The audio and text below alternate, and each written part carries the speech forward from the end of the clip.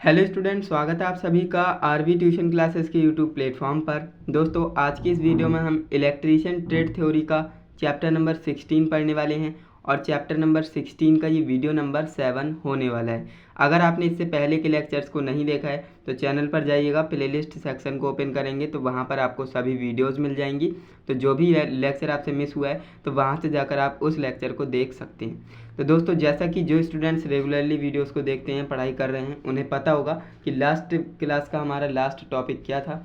तो हमने जो है टाइप्स ऑफ ट्रांसफार्मर अच्छे से डिस्कस कर लिए हैं। जैसा कि मैंने आपको बताया, ट्रांसफार्मर जो है कई बेसिस पर डिवाइड किए गए हैं, है ना। तो हमने लगभग सभी बेसिस पर डिवाइड करके अच्छे से पढ़ लिया है कि ट्रांसफार्मर टोटल कितने प्रकार के होते हैं। और हमने लास्ट क्लास में सीखा था कि पावर ट्रांसफार्मर या फिर डिस्ट्रीब्यूशन ट्रांसफार्मर में जो भाग होते हैं वो कितने पार्ट्स होते हैं, उनके बारे में हमने हेडिंग्स को जान लिया था। अब हम बारी बारी से सभी को डिस्कस करने वाले हैं। कोर क्या होती है, सेकेंडरी वाइंडिंग, प्राइमरी वाइंडिंग, है ना, कूलिंग टाइप वगैरह वगैरह सारी चीज़ों को हम आज की इस वीडियो में डिस्कस करेंगे। तो इस क्लास को आप एंड तक ज़रूर देखिएगा।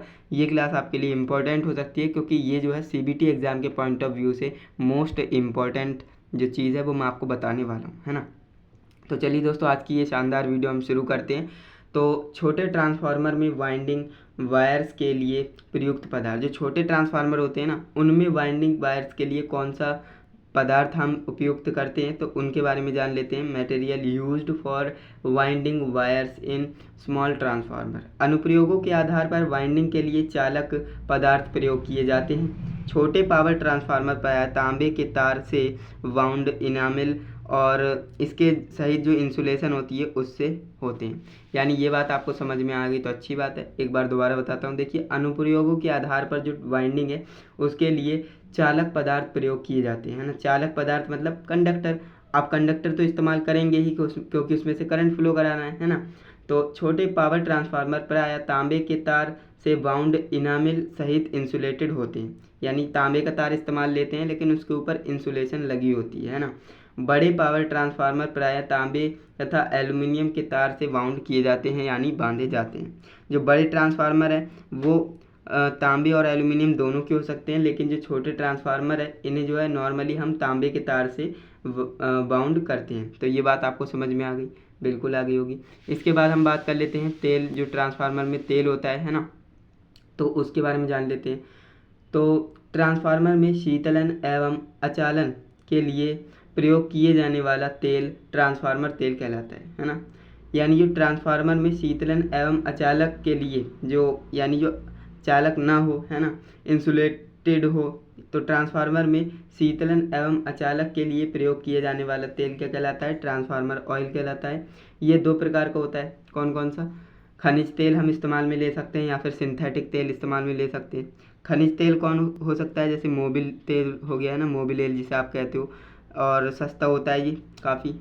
सिंथेटिक तेल क्या होता है? सिलिकॉन हाइड्रोकार्बन द्रव, महंगा होता है ये। तो ये आपको समझ में आ गया। अगर आपको सस्ता तेल इस्तेमाल में लेना है तो खनिज तेल लीजिएगा। अगर आपको महंगा तेल ट्रांसफार्मर में डालना है तो वो सिंथेटिक तेल होता है ना। ये थोड़ा सा महंगा आता है, जिसे सिलिकॉन हो गया, हाइड्रोकार्बन द्रव हो गया, है ना। तो ये आपके क्या है, महंगे तेल होते हैं थोड़े।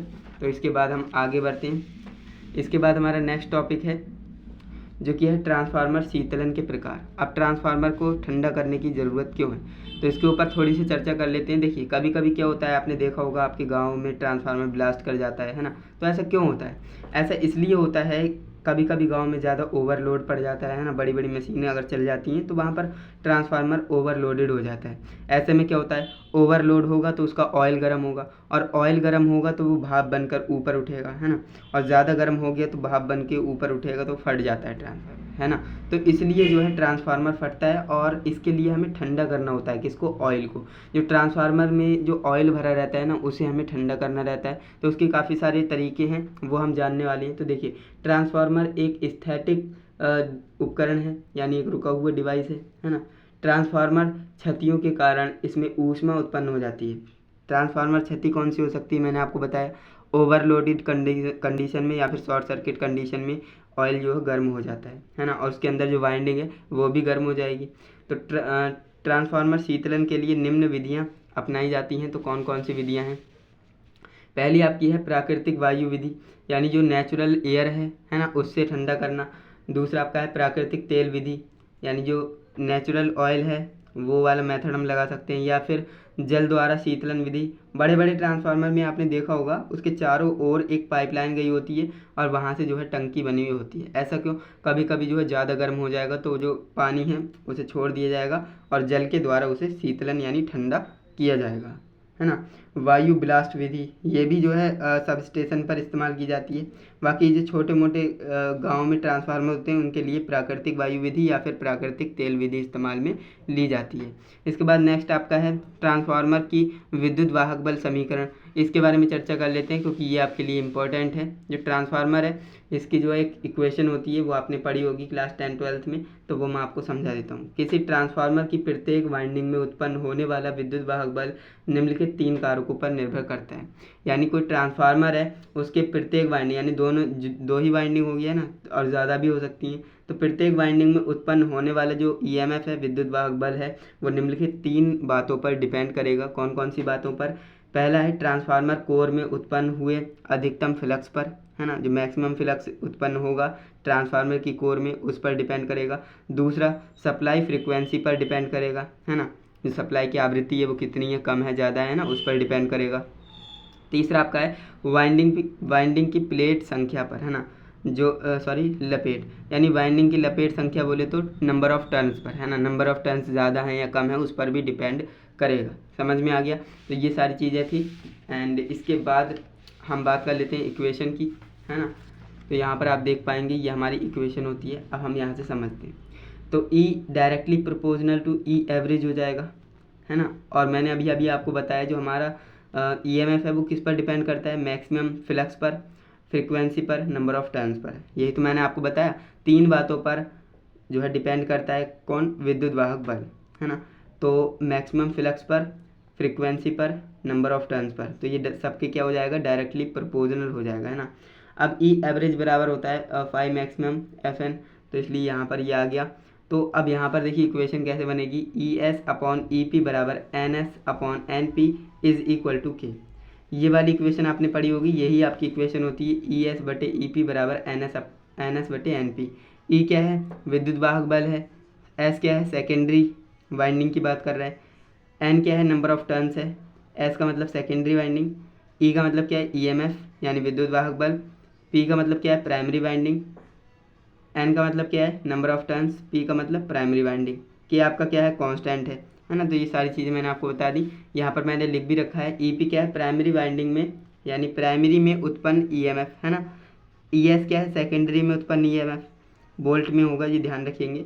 NP क्या है? नंबर ऑफ टर्न्स यानी चक्करों की संख्या, प्राइमरी में, है ना, प्राइमरी वाइंडिंग में। NS क्या है? सेकेंडरी में चक्करों की संख्या।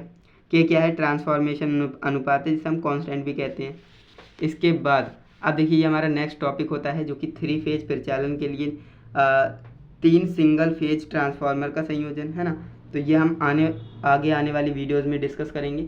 आज की इस वीडियो में मैंने आपको 2-3 टॉपिक्स क्लियर करके दिए हैं। उम्मीद करता हूँ आपको समझ में आए होंगे। अगर आपको ये टॉपिक्स अच्छे से समझ में आए हैं तो वीडियो को लाइक करिएगा। चैनल पर नए हैं तो चैनल को सब्सक्राइब करिए एंड अपने दोस्तों के साथ इस वीडियो को शेयर करिए। और अगर वीडियो से रिलेटेड कोई डाउट रह जाए तो आप कमेंट ज़रूर किया करें, मैं आपके कमेंट में ही आपका डाउट क्लियर कर दूंगा।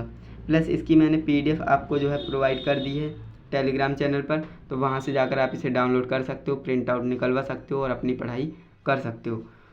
तो बाकी आपको और कोई डाउट होगा नहीं। आने वाली वीडियोज़ में मैं आपको ये टॉपिक अच्छे से क्लियर करके देने वाला हूँ और प्लस मैं आपको स्टार कनेक्शन, डेल्टा कनेक्शन उनको भी अच्छे से समझाने वाला हूँ। क्लियर है? तो चलिए दोस्तों, आज के लिए बस इतना ही। मिलते हैं नेक्स्ट इंटरेस्टिंग इन्फॉर्मेटिव वीडियो के साथ। तब तक के लिए जय हिंद, वंदे मातरम।